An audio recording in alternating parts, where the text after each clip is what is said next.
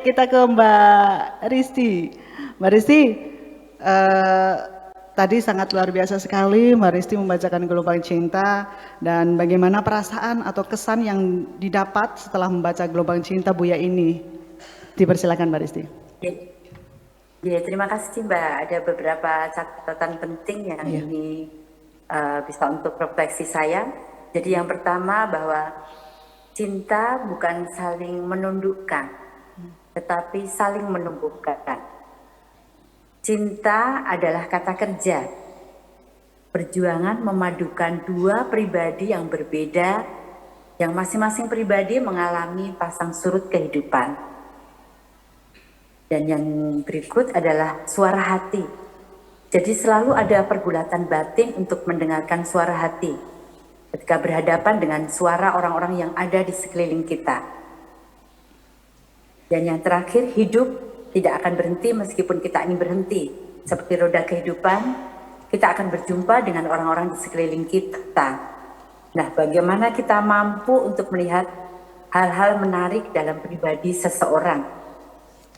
Pengalaman yang saya alami bersama dengan suami ketika melakukan terapi dengan beberapa orang, kita melihat bahwa masing-masing pribadi itu memiliki keunikan, keistimewaan, kekuatan, ketabahan yang luar biasa, yang berbeda satu dengan yang lain kelebihannya. Nah, ketika kita mampu, kita fokus bahwa yang kita lihat itu hanya hal-hal yang positif, maka ya itu yang akan masuk ke dalam pikiran kita, ke dalam hati kita. Dan ternyata memang energi positif yang kita dapat itu juga akan memberikan kekuatan buat kita sehingga kita melihat segala hal, segala sesuatu lebih positif, dan kekuatan energi itu bisa kita serap dan bisa kita bagikan kepada banyak orang. Ya, saya kira itu saja Mbak, dan ini luar biasa karyanya. Saya bisa mendapatkan banyak hal ini, semoga nanti ini juga bisa diresapi, dimaknai, dan tidak hanya berhenti pada kata-kata yang indah, tetapi dimaknai. Iya. Kalau berkata-kata indah mudah. Iya. Tapi menjalaninya itu yang memang perlu perjuangan. Iya, Mbak Risti. Betul Mbak Risti. Ya, terima kasih Mbak Risti telah tadi markakan dari Gelombang Cinta. Baik, kita ke Buya. Buya, saya tertarik nih di halaman 3 Buya tentang kemunafikan komunal di mana yang miskin diberi makan dan pakaian yang rusak sementara yang kaya diberi barang-barang yang mereka tidak butuhkan.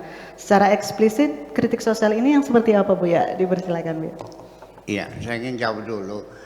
Ya, karena ketika memberikan kado pada orang kaya dalam suasana pernikahan, ada yang ngasih mobil, ada yang ngasih apalagi motor, barang-barang lukisan yang harganya miliaran, itu mah nggak niat sodako kok. Kalau sodako masa orang miskin dong, betul nggak? Betul. Ya, dan belum tentu motornya dipakai kok. Ya, belum tentu lukisannya dipasang di rumahnya. Tapi ketika sodako untuk orang miskin, ternyata ya makanannya sudah basi, bekas pakaian bekas-bekas. Ini mesti diwaspadai ya. Tidak semua orang itu senang diberi. Apakah yakin tetanggamu itu senang dikasih baju bekas? Dia marah. Aku ini dianggapnya tempat sampah atau apa ini? Dikiranya aku tidak mampu beli baju bekas dibuang ke sini. Tersinggung kok. Jadi bukannya kita membahagiakan hati orang miskin, malah kita menyakiti. Itu kita tidak sadar. Termasuk juga kepedulian sosial kita, jujur saja masih dalam tahapan formalitas. Santunan anak yatim, beras 1 kilo, Indomie 2 bungkus, sama uang 50.000 setahun sekali. Nah, anak yatim makannya setiap tahun atau setiap hari? Setiap hari, Bu ya. Sehari-harinya itu hanya simbol-simbol saja sebetulnya. Ditambah lagi itu memamerkan orang jompo yang di kesantunan suruh naik ke mimbar, dibagi amplop salam persatu.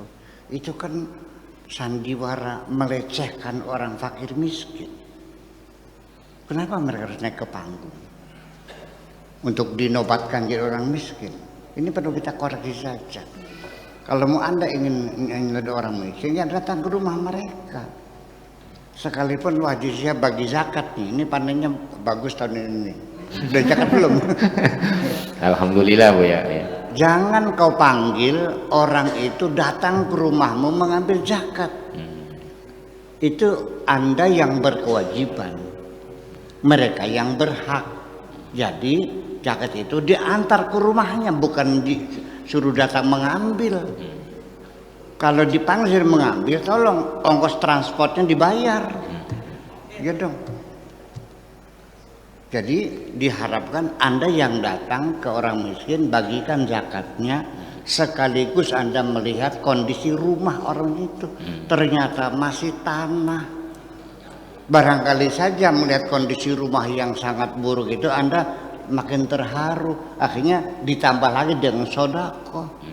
Iya, bukan dipanggil, apalagi setelah dipanggil suruh ngantri, terus terjadi injak-injakan sampai ada yang mati. Pernah terjadi enggak? Pernah. Masa orang bagi zakat sampai mati? Itu persoalannya. Nah, itu kira-kira yang perlu kita soroti. Jadi sebetulnya ya bukan tidak penting santunan sembako itu ya bagus lah. Tapi yang penting dipikirkan makan mereka sehari-hari dari mana, itu yang dipikirkan. Kalau beli baju bisa tahun depan. Mbak Ani beli baju nggak ada uang, ntar aja deh tahun depan, nggak ada masalah. Tapi kalau makan Harus. lapar Bu ya, ntar aja tahun depan. Ya nggak bisa, harus sekarang. Dan sehari 3 kali, pagi, siang dan malam. Siapa yang bayar? Itulah maksud saya. Nah, tetapi sekalipun demikian, ada pesan khusus dari puisi ini, ya, jangan memaksakan diri untuk menikah ketika orang tuamu belum menyetujui. Ini setiap hari anak-anak muda datang kepada saya. Ya mungkin saya juga sebagai konsultan sosial ya, bertanya anak-anak muda, Bu ya kami sudah saling mencintai, kayaknya tidak mungkin hidup tanpa kekasihku ini. Ya udah saya paham dah. Tapi Bapak tidak setuju. Saya bilang jangan memaksakan diri. Jalan untuk menikah ada, syariatnya ada, undang-undangnya ada, tapi jangan ditempuh. Ketika orang tua tidak setuju, ya, datang saja ke pengadilan, bikin surat permohonan, namanya wali adol. Wali adol itu adalah pengadilan mencabut hak perwalian Bapak, ya, untuk dinikahkan oleh pengadilan. Itu syariatnya ada. Alasannya kami sudah saling mencintai dan orang tua kami tidak setuju. Majukan aja. Nanti bapaknya dipanggil oleh pengadilan, dimediasi. Kalau masih berkeras, bulan depan dipanggil lagi. Kalau 3 kali tetap menolak, pengadilan ambil keputusan perwalianmu dicabut dan pengadilan akan menikahkan dan sah. Menurut hukum Islam wali adol itu sah dan dibenarkan oleh undang-undang. Tapi saya tidak menganjurkan, jangan memaksakan diri. Ya, lebih baik kau berusaha bagaimana menaklukkan hati orang tuamu. Ini kan orang tuanya menolak, ya, kasar. Seringkali kalau wakuncar diusir kan. Iya. Sana pulang, ya, gitu.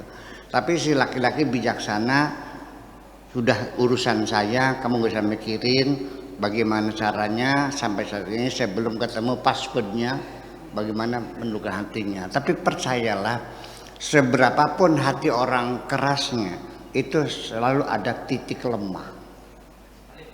Titik lemahnya kapan? Setelah stroke baru.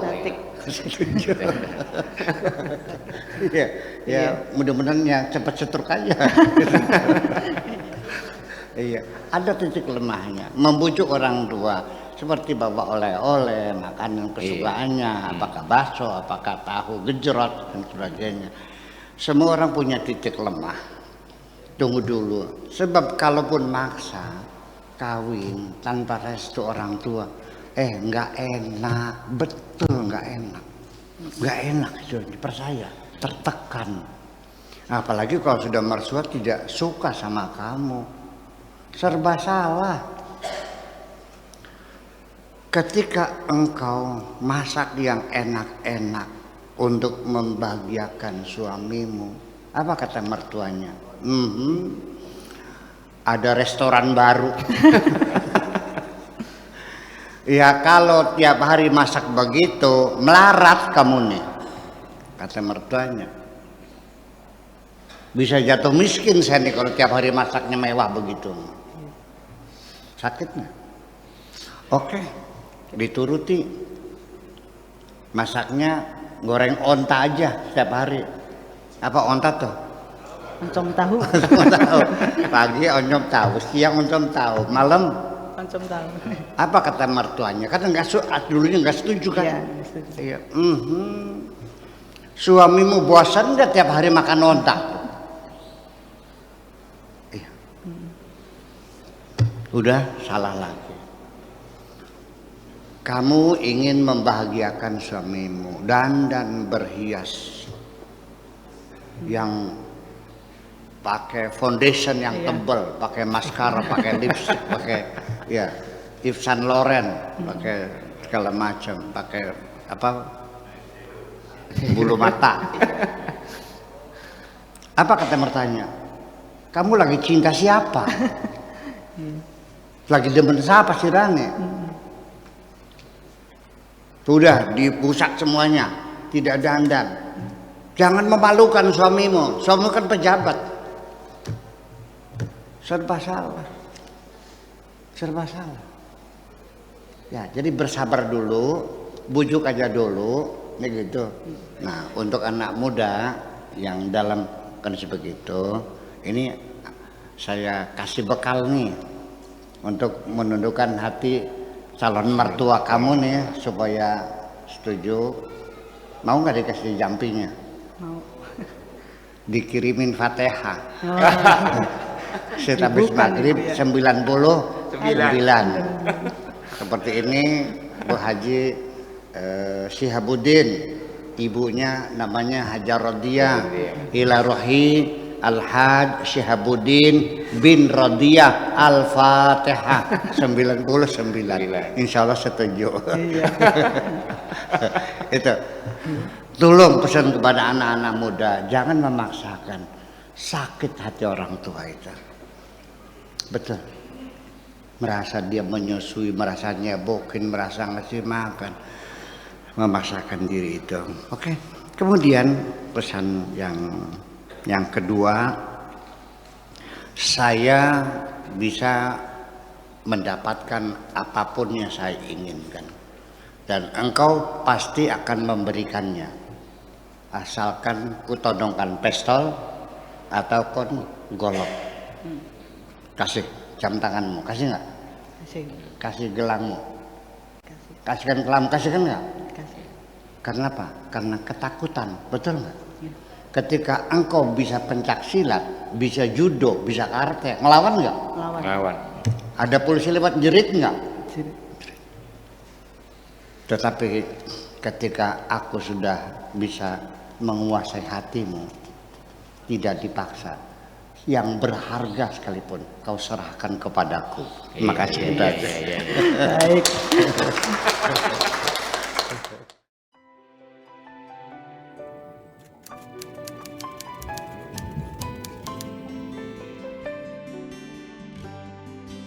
Aku hanya ingin berbagi kebahagiaan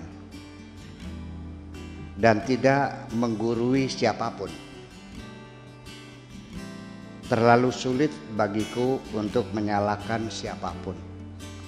Akan tetapi apabila ada orang yang ingin mengisi raporku, tentu aku sangat gembira sekali. Dan kujamin aku tidak akan sakit hati sedikit.